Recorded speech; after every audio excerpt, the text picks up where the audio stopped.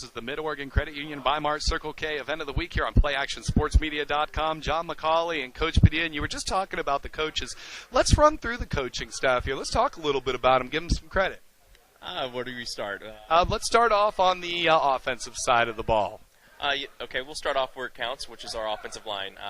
Corbin Hyatt is a guy that I went to school with, coached for a while, and a lot of different places, but he's been doing nonprofit things for youth athletes for a number of years, so he's passionate about what he does and kids.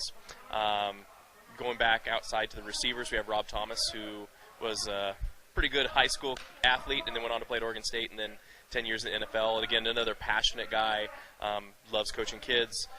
Moving on to running backs, we got a couple of guys, Rob Durfee and Dan Rule.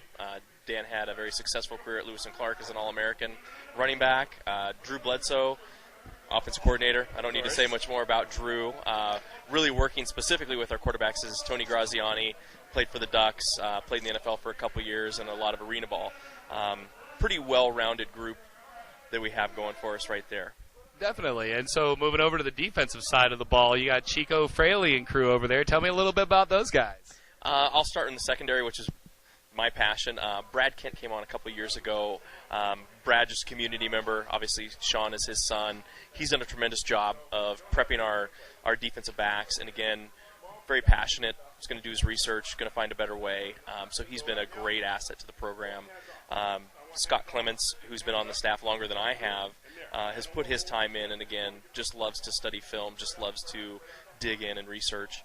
Chico Fraley, national championship for the Huskies back in '91, has a couple of daughters at Summit right now and has been helping out for a couple of years. And then, of course, Neil Elshire, who, again, most people know about Neil and his NFL experience. But, again, he's masterminded a great defense for us this year and also was the guy behind the 2011 Mountain View defense.